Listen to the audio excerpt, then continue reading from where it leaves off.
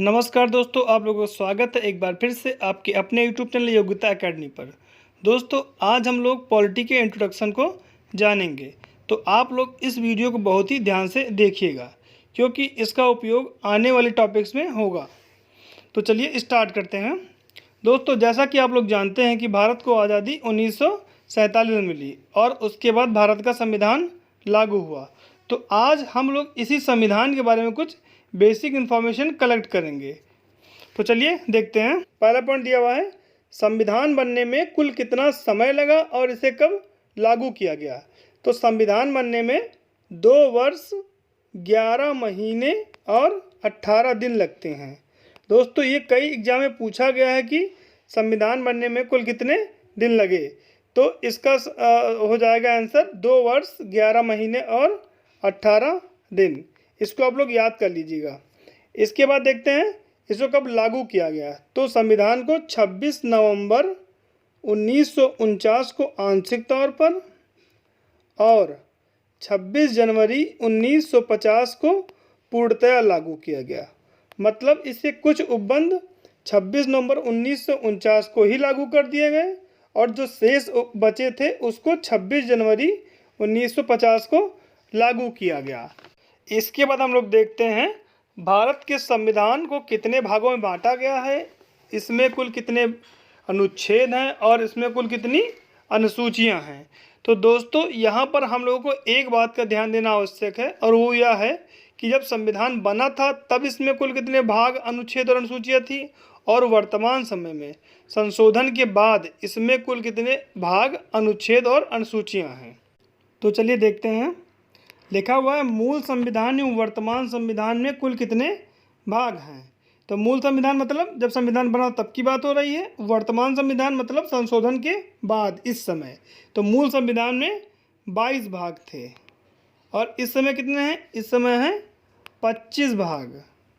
3 भाग इसमें ऐड हो जाते हैं संशोधन के बाद। मतलब मूल संविधान में 22 पार्ट्स थे और वर्तमान संविधान में 25 पार्ट्स हैं। इसी प्रकार से हम लोग देखते हैं मूल संविधान एवं वर्तमान संविधान में कुल कितने अनुच्छेद हैं, कुल कितने आर्टिकल्स हैं, इसको देखते हैं। तो मूल संविधान में आर्टिकल्स थे आपके 395, जबकि इस समय कितने हैं, इस समय है 440 प्लस 440 से ज़्यादा।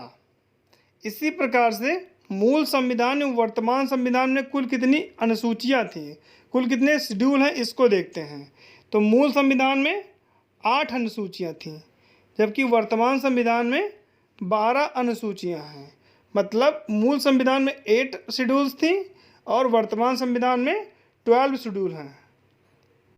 तो इस प्रकार से हम लोगों ने देखा कि मूल संविधान में जब संविधान बना था तब कुल कितने इसके भाग थे, अनुच्छेद थे, अनुसूचियाँ थीं और वर्तमान समय में संशोधन के बाद इसके कुल कितने भाग, अनुच्छेद और अनुसूचियाँ हैं। इसके बाद हम लोग भारतीय संविधान के स्रोतों के बारे में पढ़ेंगे। मतलब हम लोग यहाँ पर ये जानेंगे कि भारतीय संविधान में कौन सी चीज़ कहाँ से ली गई है। जैसे मूल अधिकार अमेरिका से लिया गया है, विधि का शासन जापान से लिया गया है और आपातकाल का उपबंध जर्मनी से लिया गया है। तो चलिए देखते हैं कहाँ से क्या लिया गया है। देखते हैं। पहला दिया हुआ है आपका भारत शासन अधिनियम 1935।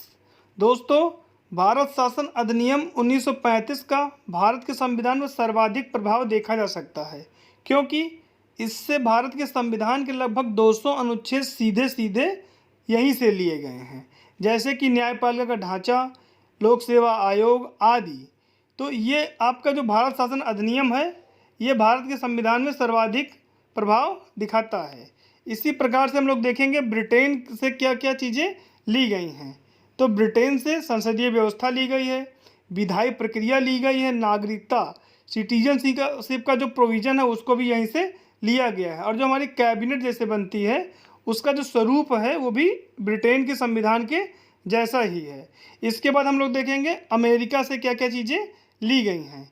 तो अमेरिका से क्या लिया गया है, संविधान की सर्वोच्चता, मूल अधिकार फंडामेंटल राइट्स, न्यायपालिका की स्वतंत्रता, न्यायिक पुनराविलोकन, न्यायाधीश को पदमुक्त करना, वित्तीय आपात फाइनेंशियल इमरजेंसी आर्टिकल 360।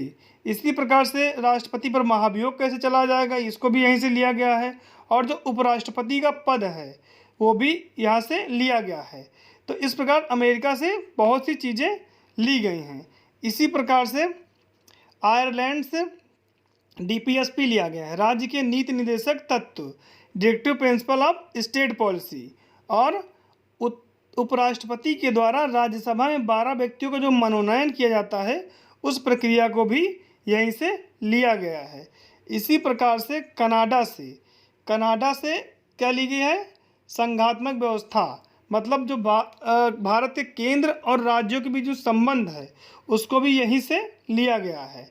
इसके अलावा जो अवशिष्ट शक्तियां हैं वो केंद्र के पास होंगी, वो भी कनाडा के संविधान से प्रेरित है। इसके अलावा आपका राज्यपाल का जो पद है उसकी नियुक्ति जो होती है वो भी कनाडा के संविधान के जैसी ही यहाँ पर भी की गई है। इसके अलावा ऑस्ट्रेलिया से क्या लिया गया, इसको देखते हैं। तो ऑस्ट्रेलिया से लिया गया है समवर्ती सूची, कनकरेंट लिस्ट। इसके अलावा क्या लिया गया है, प्रस्तावना की भाषा, प्रियम्बल की जो लैंग्वेज है उसको भी यहीं से लिया गया है। इसके अलावा संसदीय विशेषाधिकार और संयुक्त बैठक, जो जॉइंट वेंचर होता है दोनों सदनों का, उसको भी ऑस्ट्रेलिया से ही लिया गया है। इसके अलावा दक्षिण अफ्रीका से लिया गया है भारत का जो संविधान संशोधन होता है, आर्टिकल 368 के तहत जो हमारा संविधान संशोधन होता है उसकी जो प्रक्रिया है वो दक्षिण अफ्रीका के संविधान से प्रेरित है। इसी प्रकार से जापान से क्या लिया गया है, रूल ऑफ लॉ, विधि का शासन। और रूस से क्या लिया गया है, रूस से लिया गया है मौलिक कर्तव्य, फंडामेंटल ड्यूटीज़, जिनका उल्लेख भारत के संविधान के 51A में है। 51A में मौलिक कर्तव्य दिया गया है। तो इसी प्रकार से जर्मनी से आपातकाल का उपबंध लिया गया है, इमरजेंसी का प्रोविज़न जर्मनी के संविधान से लिया गया है। तो आप लोग इसको अच्छे से तैयार कर लीजिएगा, इससे एग्जाम्स में क्वेश्चन सीधे सीधे पूछे जाते हैं कि किस देश से कौन सी चीज़ ली गई है। तो आज हम लोगों ने जाना कि भारत का संविधान बनने में कितना समय लगा, कितनी अनुसूचियां हैं, कितने भाग हैं, कितने अनुच्छेद हैं। साथ ही साथ हम लोगों ने जाना कि कौन सी चीज़ कहाँ से ली गई है। तो आप लोग उसको अच्छे से तैयार कर लीजिएगा, क्योंकि एक बेसिक क्लास थी और इसका उपयोग आने वाली क्लासेस में होगा। तो आज की क्लास इतना ही, मिलते हैं नेक्स्ट क्लास में। आप लोगों की वीडियो कैसी लगी कमेंट बॉक्स में जाके कमेंट कीजिए। और जिन लोगों ने अभी तक हमारे चैनल को सब्सक्राइब नहीं किया है या नए हैं वो हमारे चैनल को सब्सक्राइब कर दें। नमस्कार।